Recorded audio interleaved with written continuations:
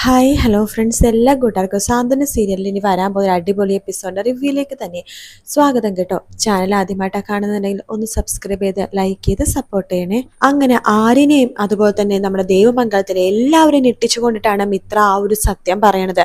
ഈ സ്വർണം എനിക്ക് കിട്ടിയപ്പോൾ ഞാൻ അത് പണയം വെച്ചതാണ്, അത് എൻ്റെ മാത്രം സ്വന്തം ഇഷ്ടപ്രകാരം ഞാൻ ചെയ്തതാണ്. ഈ കുടുംബത്തിൽ ആരും എന്നെ അതിനു വേണ്ടി ഫോഴ്സ് ചെയ്തിട്ടില്ല, ആർക്കും അതിനെക്കുറിച്ച് അറിയാനും പാടില്ല.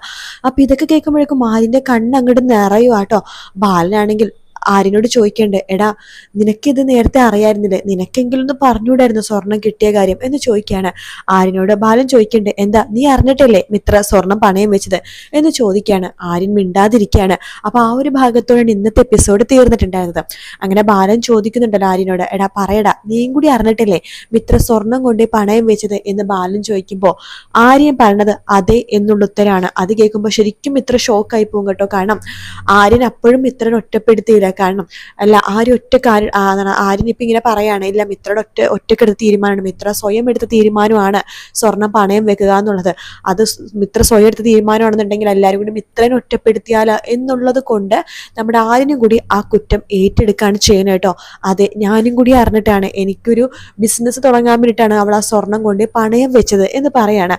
ഇത് കേൾക്കുമ്പോഴേക്കും നമ്മുടെ അച്യുതൻ ആകെ ആഘോഷിക്കാട്ടോ. ആഹാ കൊള്ളാം, അടിപൊളി, കണ്ടില്ലേടോ തൻ്റെ മോൻ്റെ വായി നിന്ന് സത്യം കേട്ടില്ലേ, എന്തൊക്കെയായിരുന്നു താൻ അങ്ങനെ ഒരാളുടെ സ്വർണം ആഗ്രഹിക്കില്ല, ഒരാളുടെ 10 വയസ്സ് ആഗ്രഹിക്കില്ല, തൻ്റെ മക്കളും അങ്ങനെയൊക്കെയാണ്. ഇപ്പൊ എന്തായി, തൻ്റെ മകൻ, അതായത് തൻ്റെ ഭയങ്കര ധീര വർത്താനൊക്കെ പറഞ്ഞ തൻ്റെ മകൻ ആര്യൻ തന്നെ വാക്കുകളൊക്കെ കേട്ടില്ലേ, സ്വന്തം ഭാര്യയുടെ സ്വർണ്ണാഭരണങ്ങൾ അങ്ങനെ തന്നെ അവൻ പണയം വെച്ച് അവൻ ബിസിനസ് തുടങ്ങാൻ വേണ്ടി പോകുന്നു. കൊള്ളാം ബാല, നല്ല കാര്യം തന്നെ. ഇതൊന്നും മറ്റുള്ളവർ അറിയില്ലെന്ന് വെച്ചോ. ഇവിടെ നിന്ന് ഏട്ടത്തിയും ഏട്ടനും കൂടി 50 പവന്റെ സ്വർണ്ണമാണ് മിത്രക്ക് കൊടുത്തയച്ചത്. അതിൽ 25 പവൻ ഓൾറെഡി ഇവര് നേരത്തെ തൊലച്ചു. അതിനുശേഷം 25 പവൻ, ആകെ ഉണ്ടായിരുന്ന 25 പവൻ അതും കൂടി പണയം വെക്കാൻ പോണ സമയത്താണ് ഭാഗ്യത്തിന് ഞാനും കൂടി പാർട്ട്ണർ ആവാൻ പോണ ഫിനാൻസ് കമ്പനിയിലേക്ക് തന്നെ ഇവള് ഈ സ്വർണം പണയം വെക്കാൻ വേണ്ടി വന്നത്. അതോടെ കൈയോടെ പിടിച്ചു എന്ന് പറയാണ്. ആര്യനോട് ആ ബാലൻ പറഞ്ഞിട്ട്, എന്തിനാടാ എന്നിങ്ങനെ നാണം കെടുത്തത്, നിനക്ക് എന്തെങ്കിലും പൈസയുടെ ആവശ്യമുണ്ടെങ്കിൽ ഞാൻ അങ്ങനെ ഇങ്ങനെയൊക്കെ പറയുമായിരുന്നെങ്കിലും എന്തെങ്കിലുമൊക്കെ രീതി ഞാൻ ചെയ്തു തരുമായിരുന്നില്ലേ, എന്തിനാ മിത്രയുടെ സ്വർണ്ണം എടുത്ത് നീ ഇങ്ങനെ പണയം വെപ്പിച്ചത്, നാണക്കേടായാലോടാ, മറ്റുള്ളവരുടെ മുമ്പിൽ നാണം കെടുത്തുന്നത് നിനക്കൊരു ഹരമാണോ എന്നൊക്കെ വെച്ചിട്ട് നമ്മുടെ ബാലനാകെ വിഷമിച്ച് അകത്തേക്ക് കയറി പോവാണ്. അതിനുശേഷം അച്യുതൻ പറയണ്ട്, കണ്ടില്ലേടി ഗോമതി, നീ എന്തൊക്കെയാണ് ഇത്ര നേരം പറഞ്ഞുകൊണ്ടിരിക്കുന്നത്, നിന്റെ ബാലേട്ടൻ അങ്ങനെയാണ്, ബാലേട്ടൻ ഇങ്ങനെയാണെന്നൊക്കെ പറഞ്ഞിട്ട് ഇപ്പൊ സമാധാനായില്ലേ, തൃപ്തി ആയില്ലേ എന്നൊക്കെ പറയുമ്പോഴേക്കും ഗോമതിക്കും ആകെ നാണക്കേട് പോലെ ആവട്ടോ. ധർമ്മം പറയണ്ട അച്യുതനോട്, ഏട്ടാ കഴിഞ്ഞല്ലോ, അറിയേണ്ടതെല്ലാം അറിഞ്ഞല്ലോ, ഇനി എന്തിനാ ഏട്ടാ ഇങ്ങനെ കുറ്റപ്പെടുത്തിക്കൊണ്ടിരിക്കണത്, ദേ ഈ വലിയ ഏട്ടൻ ഇത്രയ്ക്ക് സ്വർണം കൊടുത്തപ്പോൾ അവളുടെ ആവശ്യത്തിന് വേണ്ടി കൊടുത്ത സ്വർണ്ണമാണ്, അവൾക്ക് അത് എപ്പോഴും പണയം വെക്കാനോ അവൾക്ക് വിൽക്കാനോ അല്ലെങ്കിൽ അവൾക്ക് ഇട്ട് നടക്കാനോ അവളുടെ ഇഷ്ടമാണ്, അതിന് നമ്മൾ ഇടപെടേണ്ട കാര്യമില്ല എന്ന് പറയാണ്. അവരായി അവരുടെ പാടായി, ഏട്ടൻ അകത്തേക്ക് അല്ലെങ്കിൽ ഞാൻ അകത്തേക്ക് തന്നെ പോകാൻ വേണ്ടി പോകുവാണ് എന്ന് പറഞ്ഞിട്ട് നമ്മുടെ അച്യുതനും രാജശ്രീയും അതുപോലെ മുത്തശ്ശിയും ധർമ്മനും അനു ഒക്കെ അകത്തേക്ക് കയറാൻ പോണ സമയത്താണ് നമ്മുടെ അനന്തൻ അവിടേക്ക് വരുന്നത് കേട്ടോ.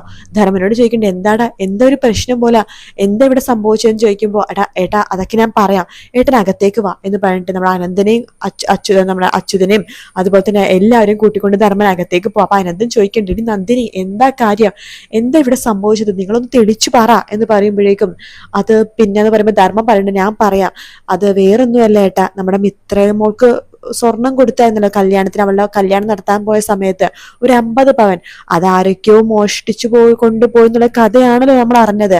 പക്ഷെ ഇന്ന് ആ സ്വർണം ആര്യൻ മിത്രയും കൂടി പണയം വെക്കാൻ വേണ്ടി നോക്കി. അത് പണയം വെക്കാൻ വേണ്ടി നോക്കിയതോ അച്യുതേട്ടനെ പരിചയമുള്ള ആ ഒരു ഫിനാൻസ് കമ്പനി തന്നെ. അച്യുതേട്ടൻ അത് കയ്യോടെ അവരുടെ കയ്യിൽ നിന്ന് സ്വർണം മേടിച്ച് അപ്പുറത്ത് കൊണ്ടുപോയി ഭയങ്കര പ്രശ്നമായിരുന്നു. അവിടുത്തെ അളിയനെ നാണമില്ലേ, ഇങ്ങനെ മരുമക്കളുടെ സ്വർണം കൊണ്ടുപോയി പണയം വെച്ച് അല്ലെങ്കിൽ വിറ്റിട്ട് ബിസിനസ് ഒക്കെ തുടങ്ങാൻ വേണ്ടി നാണമില്ലേ എന്ന് ആര്യനോടും അളിയനോടൊക്കെ ഭയങ്കര രീതിയിലൊക്കെ ചോദിച്ച് ആകെ പ്രശ്നമായി. അപ്പൊ അനന്തം പറഞ്ഞത്, അച്യുത നിന്റെ അടുത്ത് ആരാടാ പറഞ്ഞത് അവിടെ പോയി പ്രശ്നം ഉണ്ടാക്കാനായിട്ട്, നോക്ക് ഇത് ഞാനും എൻ്റെ ഭാര്യയും കൂടി ചേർന്ന് എൻ്റെ മോൾക്ക് കൊടുത്ത സ്വർണ്ണമാണ്, അതെങ്ങനെ യൂസ് ചെയ്യണമെന്ന് അവള് തീരുമാനിക്കും ഏട്ടാ. അത് പിന്നെ ഞാൻ എന്നാലും അവൾ അങ്ങനെയൊക്കെ പണയം വെക്കാൻ പോണത് കണ്ടപ്പോഴേക്കും കണ്ടപ്പോ നീ അങ്ങോട്ട് അത് അപ്പോഴേക്കും അതൊരു ഇതാക്കി എടുത്തല്ലേ എടാ, നിന്നെ കൂടി ഞാൻ തോറ്റു. ഇത് ഇങ്ങനെയൊന്നും അല്ല കഥ. ആര്യനോ ബാലനോ ഇതിന്റെ സത്യാവസ്ഥ ഒന്നും അറിയില്ല. നിനക്കറിയാവോ, ഈ സ്വർണ്ണം ശരിക്കും പറഞ്ഞാൽ കളവ് പോയി തന്നെയാണ്. കള്ളനെ പോലീസുകാരെ അറസ്റ്റ് ചെയ്തു. അതിനുശേഷം ആ സി എ ഉണ്ടല്ലോ, അയാൾ എന്റെ കൂട്ടുകാരനാണല്ലോ, അയാൾ എന്നെ വിളിപ്പിച്ചിട്ടുണ്ടായിരുന്നു. എന്നിട്ട് മോൾക്ക് സ്വർണം ഇങ്ങനെ കൊടുത്തു വിട്ടു. മരുമോന്റെ കൈ കൊടുത്തപ്പോ അവൻ വേണ്ടാന്ന് പറഞ്ഞു എന്നൊക്കെ പറഞ്ഞ് കഥ ഉണ്ടായ സംഭവങ്ങൾ അയാൾ എന്നോട് പറഞ്ഞു. അല്ലാതെ നിങ്ങൾ ഈ പറഞ്ഞതൊന്നും അല്ല സത്യം എന്ന് പറയാണ്. ഏട്ടാ അത് പിന്നെ വേണ്ട, നീ ഒന്നും മിണ്ടണ്ട. നീ എന്തിനേടാ ഇങ്ങനെ? അവരായി അവരുടെ പാടായി. നമ്മൾ ആരെങ്കിലും ഉപദ്രവിക്കാൻ വേണ്ടി ബാലനോ ബാലന്റെ മക്കളോ മരുമക്കളോ ആരെങ്കിലും വരുന്നുണ്ടോ? ഇല്ലല്ലോ. പിന്നെ എന്തിനാ ഇവിടെ നിന്ന് അങ്ങോട്ടേക്ക് പോണത് എന്ന് ചോദിക്കുമ്പോഴേക്കും അച്യുതനോട് പറയേണ്ടതേ, മര്യാദക്ക് ബാലനോട് പോയി മാപ്പ് പറ. ഏട്ടൻ എന്തൊക്കെയാ പറഞ്ഞത്? ഞാൻ ആ ബാലന്റെ അടുത്ത് പോയി മാപ്പ് പറയണമെന്നോ? ഒരിക്കലും ഇല്ല. ഏട്ടനൊന്ന് പോയിക്കേ. ഏട്ടനല്ല, സാക്ഷാൽ ദൈവം വന്ന് പറഞ്ഞാൽ പോലും ഞാൻ ബാലനോട് പോയി മാപ്പ് പറയില്ല എന്ന് പറഞ്ഞിട്ട് അച്യുതൻ അകത്തേക്ക് കയറി പോടാ. നന്ദിനി അടുത്തേക്ക് വരുന്നുണ്ട്. അനന്തേട്ട പറഞ്ഞത് സത്യം തന്നെയാണോ? അതേടി സത്യമാണ്. എനിക്കിന്ന് എല്ലാം മനസ്സിലായിടി. സത്യം പറഞ്ഞാൽ ആര്യൻ നമ്മുടെ മോളുടെ ജീവിതം രക്ഷപ്പെടുത്തുകയാണ് ചെയ്തത്. എന്തൊക്കെയാ അനന്തേട്ടി പറയണമെന്ന് പറയുമ്പോൾ ഞാൻ എല്ലാം നിന്നോട് പറയാം എന്ന് പറഞ്ഞിട്ട് നമ്മുടെ നന്ദിനെയും കൂട്ടിക്കൊണ്ട് റൂമിലേക്ക് പോവാണ്. ശേഷം ആനന്ദൻ അന്നുണ്ടായ സംഭവങ്ങളൊക്കെ തുറന്നു പറയാണ്. നമ്മുടെ മോള് സ്നേഹിച്ചത് ശരിക്കും പറഞ്ഞ ആര്യനെ അല്ല, വേറൊരു പയ്യനെയായിരുന്നു. മിഥുൻ എന്ന പേര്. നമ്മുടെ അലോകിന്റെ കൂടെ ഇവിടെ ഇടയ്ക്ക് കയറി വരാറുണ്ടായിരുന്നില്ലേ? അതെ, ആ പയ്യനെ തന്നെ. അവനെയാണ് സ്നേഹിച്ചത്. അതിനുശേഷം അവനാണ് ഇവളെയും കൂട്ടിക്കൊണ്ട് ഗുരുവായൂരിലേക്ക് പോയതും അവിടെ വെച്ച് ഇവളുടെ സ്വർണ്ണമായിട്ട് കടന്നു കളഞ്ഞതും. ഇവള് നാണക്കേട് കാരണം അവിടുത്തെ പുഴയിലേക്ക് കയറി ആത്മഹത്യക്ക് ചെയ്യാൻ വേണ്ടി ശ്രമിച്ച സമയത്ത് അവിടെ തൊഴാൻ വേണ്ടി വന്നതാണ് നമ്മുടെ ഗോമതിയും ആര്യനും മീനാക്ഷിയും കൂടി ചേർന്ന്. അവരിവളെ കാണുകയും വേറൊരു നന്ദൻ എന്ന് പറഞ്ഞൊരു ചെറുപ്പക്കാരനെ ഇവളെ രക്ഷപ്പെടുത്തുകയും ചെയ്തു. പിന്നീട് ഗോമതി ഇവൾക്കൊരു നല്ലൊരു ജീവിതം കിട്ടാൻ വേണ്ടിയിട്ടും ഇവൾക്കൊരു ചീത്തപ്പേരില്ലാതിരിക്കാൻ വേണ്ടിയിട്ടുമാണ് ഗോമതി അന്ന് ആര്യനോട് ഇവളെ നിർബന്ധപൂർവ്വം കല്യാണം കഴിക്കാൻ വേണ്ടി പറഞ്ഞത്. ആര്യന് അന്നൊന്നും ഇവളെ ഇഷ്ടമല്ലായിരുന്നു. ഇവൾക്കും ഒരു താല്പര്യമൊന്നുമില്ല. പിന്നെ ഇവളുടെ ജീവിതം, ഇവളുടെ ആ ഒരു ഭാവിയും മുന്നിൽ കണ്ടുകൊണ്ട് മാത്രമാണ് എൻ്റെ അനിയത്തി ഗോമതി അങ്ങനെയൊക്കെ ചെയ്തത്. ശേഷം അവരും ആര്യനും അതുപോലെ തന്നെ നമ്മുടെ മോൾ മിത്രയും സ്നേഹത്തോടെ ഇപ്പൊ നടക്കാൻ വേണ്ടി തുടങ്ങി. ഇപ്പൊ മിത്രയുടെ ആഗ്രഹങ്ങളൊക്കെ നിറവേറ്റുന്നത് ആര്യനാണ്. അവൾക്ക് വലിയ ആഗ്രഹമായിരുന്നല്ലോ പോലീസുകാരി ആവാനായിട്ട്. പോലീസുകാരി അവളുടെ ട്രെയിനിങ് ഒക്കെ കഴിഞ്ഞു. ഈ 15-ാം തീയതി അവൾക്കൊരു ടെസ്റ്റ് കൂടി ഉള്ളു. അതും കൂടി തന്നെ നമ്മുടെ മോള് SA ആണ്. നീ പറ, നമ്മൾ എത്ര നന്ദി പറഞ്ഞാലും മതിയാവില്ല ആര്യനോടും ബാലനോടൊക്കെ. ആ സമയത്ത് അച്യുതൻ കയറി അങ്ങനത്തെ പ്രശ്നമൊക്കെ ഉണ്ടാക്കിയത്. ഞാൻ ഒരുപാട് പ്രാവശ്യം പറഞ്ഞു അനന്തേട്ട ഇവരോട് പ്രശ്നത്തിനൊന്നും പോലെന്ന്. ഞാൻ പറയുന്ന വാക്കാരും ഇവരാരും കേൾക്കില്ലല്ലോ. കിട്ടിയ അവസരം മുതലെടുത്ത് അച്യുതനും രാജശ്രീയും അലോകൊക്കെ പ്രശ്നം ഉണ്ടാക്കാൻ വേണ്ടിയിട്ടാണ് നോക്കിയത്. ഇനിയിപ്പോൾ എന്താ ചെയ്യാൻ നമ്മളെന്ന് പറഞ്ഞിട്ട് അവരും ആകെ വിഷമിച്ചിരിക്കാട്ടോ. ആര്യനാണെങ്കിൽ വീട്ടിൽ കയറിന് ശേഷം ബാലന് ആകെ വഴക്ക് പറയാട്ടോ. ഫയറിംഗ് ആണ്. നിനക്കൊരു നാണവും ഇല്ല, എന്നെ നാണം കെടുത്തി എന്നൊക്കെ പറഞ്ഞാൽ ഭയങ്കര പ്രശ്നം. ആര്യൻ ഒരു കാര്യം ഉറപ്പിക്കുകയാണ്, തനിക്ക് ഒന്നും വേണ്ട, തനിക്ക് ബിസിനസ്സും വേണ്ട, കുടുംബവും വേണ്ട, ഒന്നും വേണ്ട. തന്നെ മനസ്സിലാക്കാത്ത വീട്ടുകാരെ ആദ്യം മനസ്സിലാക്കുന്നതായിട്ടുള്ളത് തൻ്റെ ഭാര്യയായിട്ടുള്ള മിത്ര മാത്രമായിരുന്നു. പക്ഷെ ഇപ്പൊ മിത്രയും തന്നെ ഒറ്റപ്പെടുത്തി.